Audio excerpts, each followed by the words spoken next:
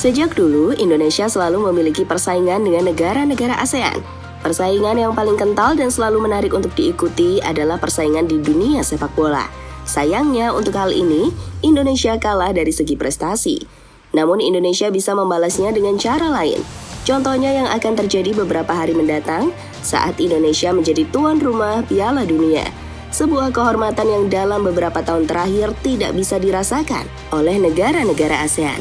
Kini Indonesia memiliki kesempatan itu, kesempatan yang bisa dimanfaatkan untuk membuat negara-negara ASEAN panas sekaligus iri terhadap Indonesia.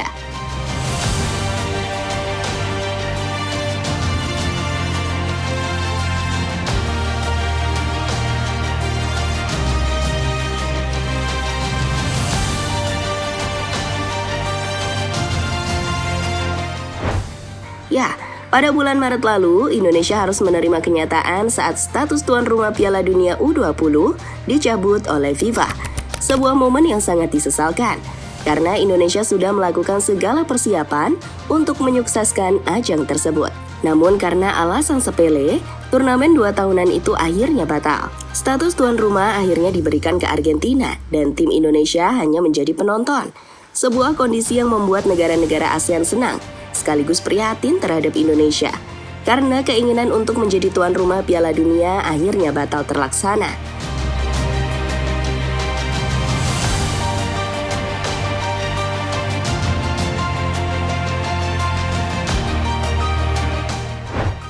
Beberapa bulan berselang, FIFA mengumumkan jika Peru batal sebagai tuan rumah Piala Dunia U17. Sebuah kondisi yang membuat FIFA bingung, karena mereka harus mencari tuan rumah pengganti.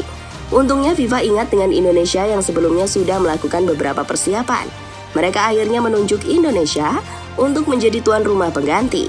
Hal itu diumumkan sendiri oleh Presiden FIFA yakni Gianni Infantino. The host of the FIFA Under-17 World Cup 2023, Indonesia. Congratulations to Indonesia for hosting the world at the end of the year 2023 for the Under-17 FIFA World Cup. Thank you. Keputusan FIFA itu akhirnya mendapatkan respon dari media Vietnam, Sports 442. Media itu menyebut jika Indonesia sudah menjadi anak kesayangan dari FIFA.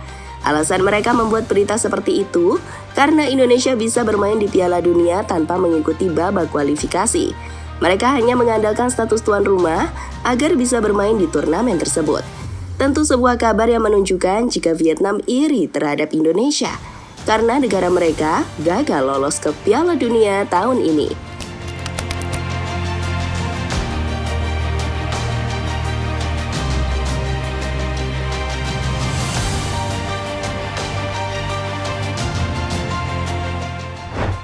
Waktu pun terus berjalan, dan kini tinggal menghitung hari Piala Dunia segera bergulir di Indonesia.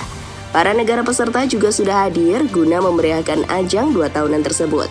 Pada momen itulah banyak tim peserta yang memberikan pujian kepada Indonesia. Di antaranya sebagai berikut. Pelatih Brasil kagum dengan Jakarta International Stadium. Pada Piala Dunia nanti, timnas Brasil akan bermain di Jakarta International Stadium. Sehingga saat ini skuad tim Samba tengah berada di Jakarta untuk melakukan persiapan.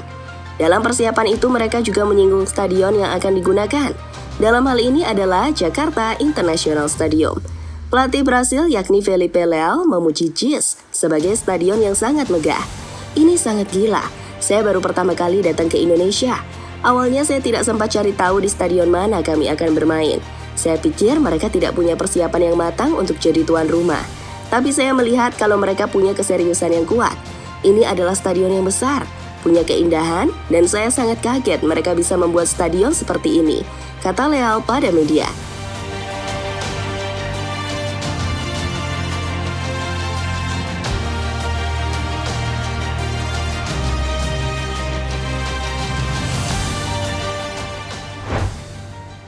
Semua memuji Bali Training Center.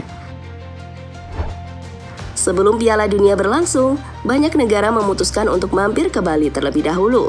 Di sana mereka menjalani TC sekaligus mengadakan laga uji coba dengan negara peserta lain. Saat ditanya soal tempatnya, banyak yang mengakui jika training center di Bali United adalah salah satu training center terindah di dunia. Hal itu diungkapkan oleh salah satu pemain Meksiko, yakni Fidel Barajas. Sangat indah dari lapangan, ada pantai di sampingnya, ini lingkungan yang sangat indah. Ya, di sini sangat panas, tetapi saya pikir ini hanya soal waktu untuk terbiasa, kata Barajas pada media.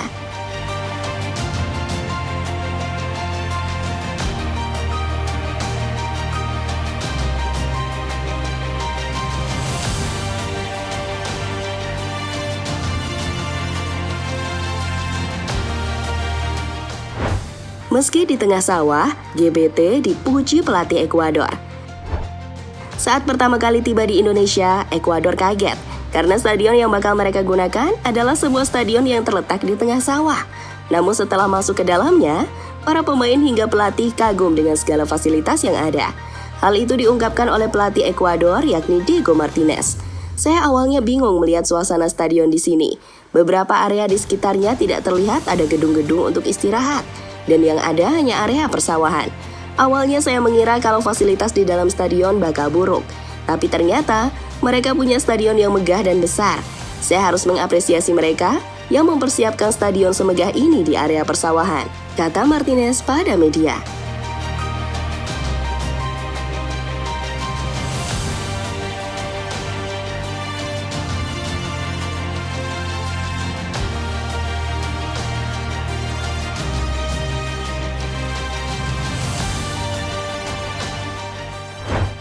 Beberapa pujian yang didapatkan oleh Indonesia lagi-lagi mendapatkan respon dari negara tetangga. Kali ini mereka khawatir jika Indonesia bakal sukses menggelar Piala Dunia U17. Jika sukses, maka hampir dipastikan Indonesia bakal menjadi negara yang lebih dikenal dunia.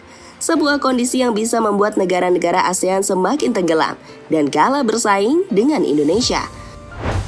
Rasa khawatir dari negara-negara ASEAN semakin bertambah jika melihat track record Indonesia saat menjadi tuan rumah di event olahraga. Ya, saat menjadi tuan rumah, Indonesia selalu sukses menyelenggarakannya. Contohnya ajang Asian Games tahun 2018 yang lalu. Saat itu Indonesia mendapatkan pujian dari Asia karena bisa menjadi tuan rumah yang baik. Tak hanya Asian Games, ajang MotoGP di Mandalika juga mendapatkan pujian dari para pembalap. Mereka mengaku senang saat balapan di Indonesia, karena balapan di sini bisa sambil liburan.